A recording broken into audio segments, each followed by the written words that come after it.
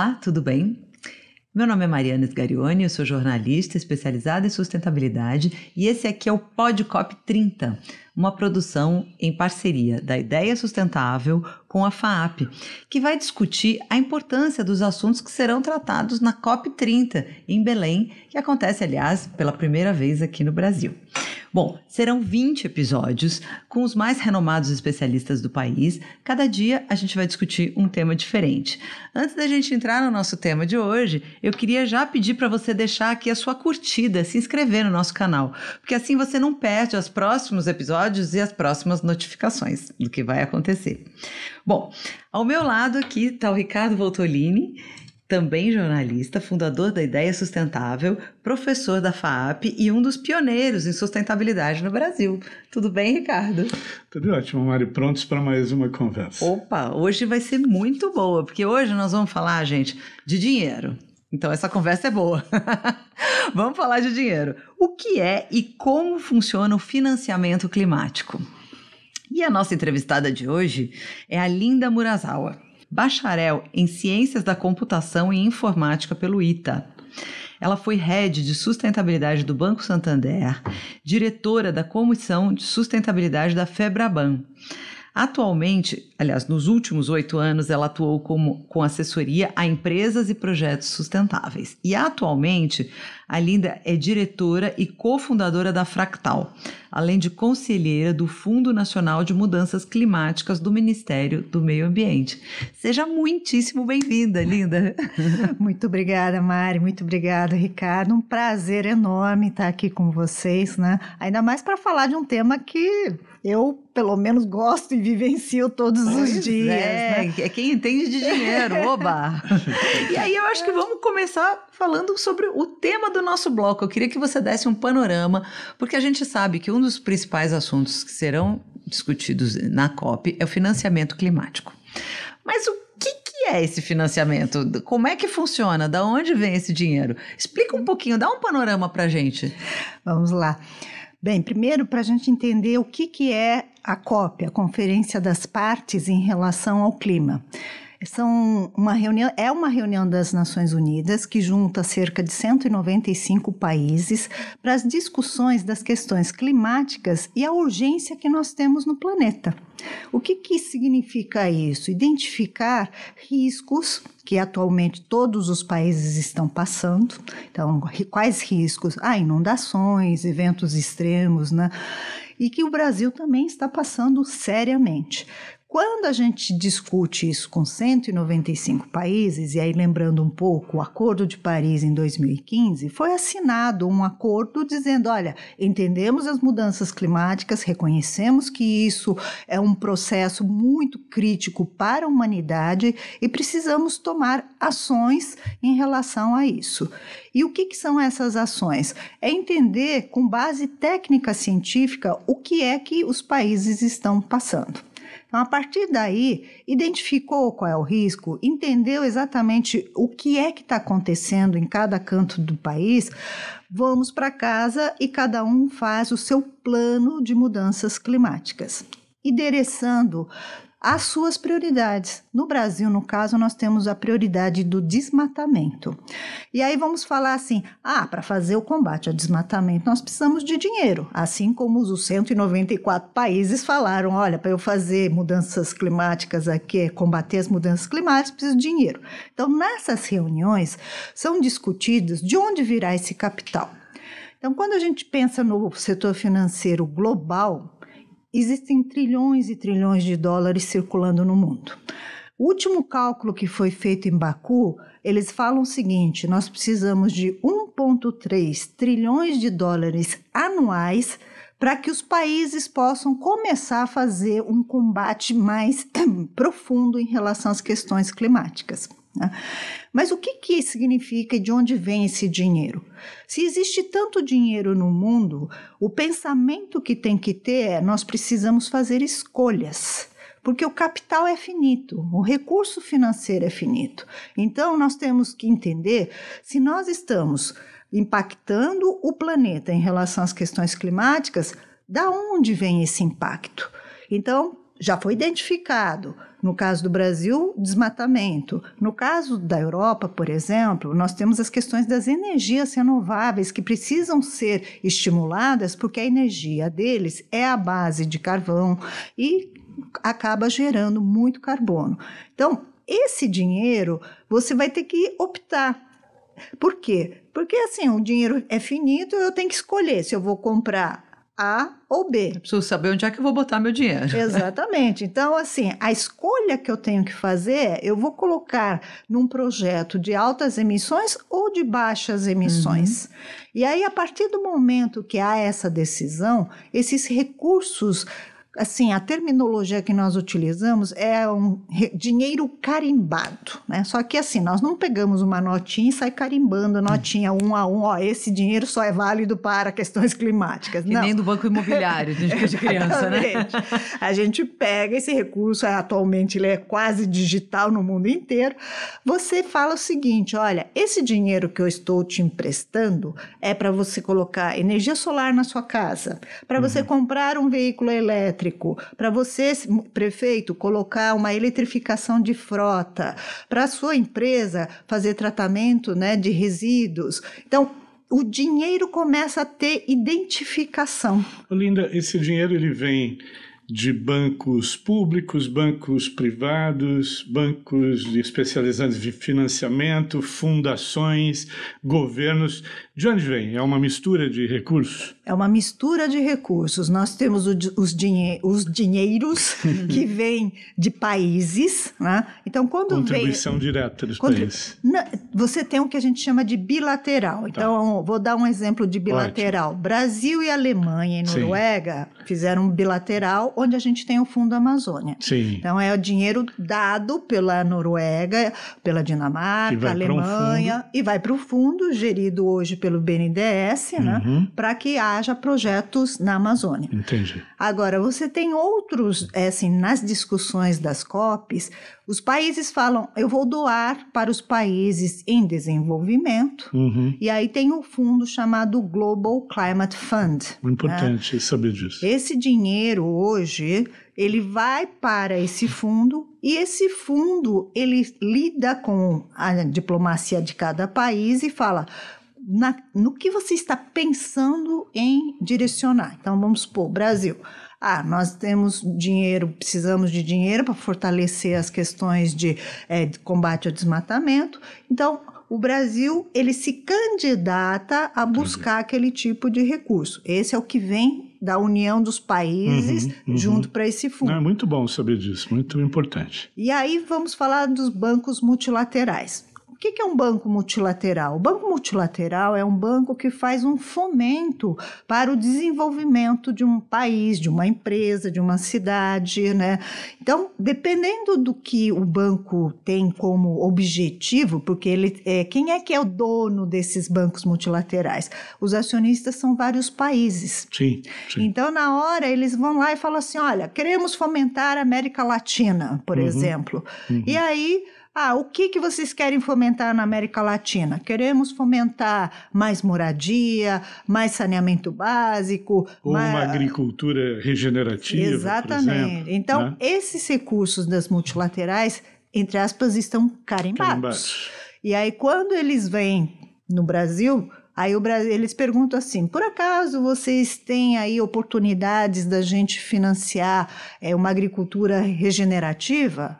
Sim, o Brasil é agro, né? O nosso agro, é muito forte, abundante, ele tem grandes pecuaristas, médios, pequenos, agricultura familiar, temos de tudo aqui. Aí esse dinheiro vem através de uma cooperação, né, entre os países ou através até mesmo de instituições privadas. Um banco, por exemplo, pode acessar uma multilateral e falar, olha, nós como banco nos posicionamos como um banco que quer financiar a redução das emissões e a minha missão é fomentar, por exemplo, a energia solar, que foi o que aconteceu muito no país. Sim. Então, esse recurso vem daquela multilateral, carimbado, para aquele objetivo. Mas tem que ter projetos bem estruturados, né? Bem com começo, meio e fim, né? Bem pensados do ponto de vista econômico. Não é qualquer projeto, né? Que você escreve aqui e apresenta, não. Isso precisa de uma estrutura, né? Ótimo ponto, Ricardo, porque o que acontece? O dinheiro pode vir, mas não adianta eu chegar com uma ideia ou escrever, né, numa folhinha de papel assim, gostaria de fazer tal coisa, né? Mandar por WhatsApp. Mandar por WhatsApp e falar, olha, aqui está meu projeto. 10 linhas. Não é por aí. Então, o projeto precisa seguir uma estrutura, padrões, tem que ter toda uma governança, tem que ter mecanismos de avaliação, metas, indicadores, mensuração. Exatamente. Claro. E tem que, logicamente, na medida do possível, existem projetos que não há o retorno financeiro. Sim. E que aí existem recursos para isso também, sim, mas tem aqueles que são necessariamente, tem que haver um retorno financeiro. Sim. Então, há regras para tudo isso. E os projetos precisam ser bem estruturados, apresentados, e eles vão passar por uma análise. Sim. Não é simplesmente chegar com um projeto e achar que vai fazer a captação desse recurso. Não, eles vão olhar, vão avaliar se está dentro dos critérios dos investidores, se sim, está dentro dos critérios de riscos, se está dentro dos critérios de governança, se realmente está alinhado com as questões climáticas, porque você pode ter um projeto maravilhoso, mas não está dentro do guarda-chuva de mudanças climáticas. Claro. Então, isso quando a gente também fala do guarda-chuva de mudanças do clima, só uma questão que eu queria esclarecer, que é o financiamento serve tanto à mitigação quanto à adaptação. Sim. São os dois grandes desafios do Acordo de Paris. Exatamente, Ricardo. E quando até para esclarecer o que significa a adaptação e a mitigação. Quando nós estamos falando de mitigação, nós estamos falando da transição, principalmente dos modelos econômicos. Uhum. Né? Então, nós estamos falando, olha, não adianta a gente ficar fazendo da mesma forma e achando que a gente vai reduzir as emissões. Então, nós precisamos mudar tecnologia, processo, matéria-prima, nós vamos ter que mudar alguma coisa. Então, essa é a transição dos modelos de negócios. Então, nós temos os riscos de transição. O que são os riscos de transição? Como é que eu vou fazer, por exemplo, uma caneca usando matérias-primas que tenham menores emissões, energia que tenha menores emissões, menos água, menos resíduos, uma logística que seja com menor emissão, até chegar, né, no supermercado ou na loja que eu vou fazer a minha compra. Então, isso é o processo mitigatório. E esse processo mitigatório é muito complexo, porque como é que você transforma as empresas, o modelo de consumo no mundo, sem você dar prejuízo às pessoas, né? Tanto do lado do consumidor quanto do lado do empresário. Tá. Aí, quando a gente fala da adaptação, vamos pegar um exemplo do que a gente chama de infraestrutura resiliente. Então, nós temos rodovias, ferrovias, portos, até mesmo, né, o transporte de ônibus, etc. Essas infraestruturas vão ter que ser adaptadas, porque o excesso de calor ele dá uma série de prejuízos aos próprios materiais. Então, tem dilatação, tem expansão dos materiais, ou excesso de frio, que também pode acontecer, acontece a mesma coisa. Então, um exemplo são nas ferrovias. As ferrovias têm aqueles trilhos que, com calor, ele expande demais e aí o trem pode descarrilhar. Então, você tem que ter materiais que sejam compatíveis com todo esse processo de mudança climática. Ou, eventualmente, quando você vai ter inundações, ou você vai ter secas, né? Ou chuvas intensas, ou frio intenso. Então, você tem que fazer uma adaptação.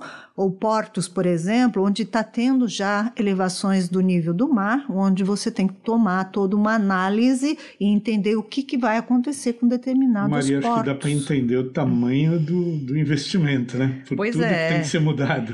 muita coisa, e são muitos fundos, né, Linda? E eu acho que é isso que um deles, que enquanto você está falando, vários fundos vieram aqui na minha cabeça, mas um deles que me chama muita atenção é o financiamento para perdas e danos, por exemplo, que eu acho que vai vir com... essa discussão vai vir com tudo na COP30. Principalmente para nós depois da experiência no Rio Grande do Sul, exatamente. Então, bom, se você quiser explicar qual é o que é esse financiamento para perdas e danos e por que ele vai ser tão falado. Bom, a promessa era que ele começasse a ser distribuído em 2025, mas eu não sei, né, Linda? Eu acho que não, né? Mas fala um pouquinho sobre ele e por que ele vai ser tão importante aí na COP. Os cientistas, né, da ONU já fizeram uma série de estudos, então nós teremos cada vez mais esses eventos críticos e naturalmente isso vai causar muitas perdas e danos, principalmente para os países que não são tão desenvolvidos e não tenham infraestrutura adequada ou até mesmo dinheiro para fazer a recuperação. Agora, quando a gente fala desses fundos, alguém tem que colocar dinheiro nesse fundo. Então, de novo, você vai lá nos 195 países e fala... Bate na porta e fala, todos concordam que vai acontecer isso, todo mundo dá aquele joinha, aí fala assim, quem vai dar o dinheiro? Aí todo mundo sai, todo mundo sai de fininho. A história da conta do restaurante, sempre tem um que sai antes, né? Exatamente. Esqueceu a carteira. Esqueceu a carteira, o cartão não está funcionando, então você tem várias desculpas, mas assim, a estruturação de um fundo como esse exige regras muito claras. Em que situação você vai dar? Para quem você vai dar? Porque assim, a quantidade de catástrofes que pode acontecer é muito grande. Então, vamos pegar o exemplo lá, a Califórnia com aquele monte de incêndios, o Brasil com o Rio Grande do Sul, com a enchente, assim como na Flórida teve enchentes também. Os nossos incêndios aqui aí também. Os furacões, né, que tem sido cada vez mais frequentes. Exato, ou calor extremo, né, como aconteceu no verão passado, com temperaturas aí de 50, 52 graus que chegaram na Grécia e algumas outras regiões. Então, quando você olha isso, para onde você vai direcionar o dinheiro? Porque por mais que você tenha um recurso dentro do fundo, é muito injusto você eventualmente direcionar para uma prioridade que você tem que olhar comparativamente globalmente, né? Você vai olhar o global. Entre os Estados Unidos e a África, para quem você dá? Então, assim, essas discussões ainda estão sendo feitas. Quem vai colocar o dinheiro e qual vai ser o critério? Então, sim, está acontecendo, ainda não está pronto e está sendo construído. Esperamos que a gente avance bastante esse ano. Esse ano, nós temos também, falando em vários fundos, a ministra Marina, na última COP da Biodiversidade, ela anunciou um fundo chamado TFFF, são 3 Fs, Tropical Forest Forever Fund. Né? Então, esse fundo é justamente para tentar fazer a adaptação de florestas, porque dado que a floresta ela traz um equilíbrio climático, auxilia no regime de chuvas, faz a retenção do carbono no solo ou na própria planta, faz com que haja produção de água, melhoria da qualidade do solo, a floresta tem N benefícios. E nós precisamos, então, manter as poucas florestas que existem no planeta. O TFFF é para todas as florestas, no caso tropicais, né? A gente está falando do Tropical Forest, para que a gente consiga fazer a manutenção dessas florestas e, eventualmente, nós tenhamos os ecossistemas equilibrados. Esses recursos, ele também está sendo discutido esse ano, como que vai ser originado, como vai ser tratado, né, e para quem vai ser destinado. Então, nós estamos aí em uma série de discussões e reuniões e tudo mais. Agora, um que já está funcionando, do qual eu sou a conselheira também, que é o Fundo Nacional de Mudanças Climáticas. O ano passado, o governo brasileiro foi buscar recursos internacionais, no que a gente chama de título soberano. Eles pediram 2 bilhões de dólares, né, em títulos soberanos e receberam, então, esse recurso. E o ano passado... Pediram para quem? para países. Para os países, para o conjunto dos países.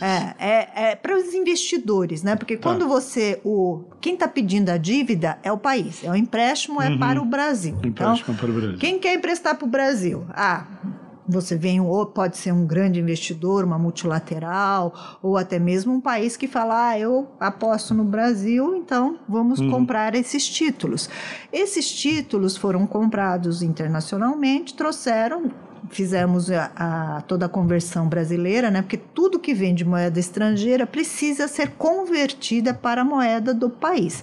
Esses 2 bilhões viraram 10 bilhões de reais na época, foram colocados no Fundo Nacional de Mudanças Climáticas, que é um fundo do governo federal, que, como o governo ele não é um agente financeiro, ele não pode ficar lidando com aquele dinheiro. Então, ele elege um representante oficial desse recurso, que no caso é o BNDES. Então, o Banco Nacional, né, de Desenvolvimento Econômico e Social, que é o papel do BNDES, é justamente fomentar o que o Brasil precisa. Então, quando a gente fala fomentar, olha, eu coloco o dinheiro, eu financio, incentivo aquele tipo de prática, de projeto para que o país possa crescer naquele tema. Então, o BNDES está olhando mobilidade urbana, um transporte sustentável, energias renováveis. São projetos que podem ser de prefeituras, de estados, de organizações da sociedade civil. Exatamente. Como é que chega para projetos até de menor porte, né? Porque o BNDES, como ele lida com esse público, são projetos grandes, né? Quando a gente está falando aí, o BNDES lida com projetos acima de 40 milhões de reais. Quando a gente fala abaixo de 40 milhões de reais, o Fundo Clima chega através dos representantes oficiais. Quem são? São bancos. Sim. Então, Banco do Brasil, Caixa, Itaú, Bradesco, Santander e tantos outros bancos que são os representantes oficiais do BNDES, que têm também recursos do Fundo Clima que podem ser repassados para projetos de menor porte comparado com os que o BNDES atende inicialmente. Então, o Fundo Clima está funcionando. O ano passado, né, teve uma movimentação muito grande em função desse recurso. Pergunta. Quantos projetos já existem, estão sendo financiados? O ano passado... Eu queria só emendar na do Ricardo com uma pergunta dos alunos da FAAP aqui, que eles querem saber justamente o Brasil, como é que o Brasil se posiciona nesse financiamento. Eu acho que é uma esteira. É através desse Fundo Nacional de Mudança Climática. A gente está avançando. Eu acho que já estamos avançando. O ano passado recebemos esses 10 bilhões e praticamente foi utilizado esse recurso integral, foi 9 ponto alguma coisa bilhões. Uau. Este ano será colocado mais 11 bilhões no fundo, que também vai continuar fazendo financiamento. Esse financiamento é o velho a fundo perdido ou não? Não, é um empréstimo. Ele é um empréstimo, só que com uma taxa de juros mais baixa, que é subsidiada justamente pelo governo. Né? O BNDES é o agente que vai estar analisando os projetos, que tem que ter aquelas características, né, de governança, indicadores, metas, tudo direitinho, e o BNDES é que vai estar acompanhando os projetos e ele que reporta para o fundo dizendo, olha, nós financiamos tantos projetos dessa categoria, dessa, foram tantas emissões evitadas a partir daquele tipo de financiamento. Isso é importante, é um dado importante, né, que é justamente o impacto na mitigação. Que aí, quando a gente fala, lembrando das COPs, os países chegam lá com aquelas metas, falando, nós vamos reduzir 30%, 40%. O Brasil está com um compromisso de reduzir aí 57% praticamente, 60% aí das emissões até 2040, né? Então, quando nós falamos nessas metas, o governo tem que mensurar. E aí, como é que se mensura isso? Primeiro, o Plano Nacional de Mudança Climática diz aonde são os maiores emissores de carbono no país. Busca-se recurso, Fundo Nacional de Mudança Climática, né, incentivando, então, projetos que reduzem sobre estes setores. Né? busca parcerias com o setor privado, então bancos do setor privado, falando, olha gente, nós temos aqui o plano nacional, temos aqui o plano setorial e precisamos de recursos para fazer com que esses setores reduzam drasticamente as suas emissões. E essa contabilização depois é reportada nas COPs, falando, olha, lembra do meu plano e meu compromisso? Está aqui. Ó quanto eu consegui esse ano, está aqui. Então, é assim que funciona, né, esse mecanismo todo das COPs. E aí, por isso que após COPs, a gente consegue dizer, precisamos acelerar porque estamos longe das metas globais, né? Ou precisamos melhorar. Ouvindo a Linda falar, Maria, eu fiquei mais otimista do que quando eu comecei esse... Né? Parece que há dinheiro, há estrutura e há gestão e governança. Então, a gente está, parece, no caminho correto, né? O caminho é correto, sim, porque agora, né, foi recentemente lançado o plano setorial que tem as metas por setor. E por que tem as metas por setor? Se vocês lembrarem, o ano passado, nós tivemos a aprovação da lei do mercado de carbono. Sim. Então, o nosso mercado de carbono vai funcionar no modelo chamado Cap and Trade. Então, o que é o Cap and Trade? Significa que cada setor tem um teto de emissões e que você precisa, se você estiver emitindo acima daquilo que é permitido por lei, esta diferença você precisa compensar. Então, você vai compensar com que instrumento? Comprando o crédito de carbono. Exatamente. Sim. Então, esse mercado que também está sendo construído aqui no país e vai ser operacionalizado através da Bolsa de Valores, né? Nós vamos ter o reconhecimento desses títulos de crédito carbono registrados na Bolsa, precificados, né, dentro do mecanismo financeiro e vendido ali.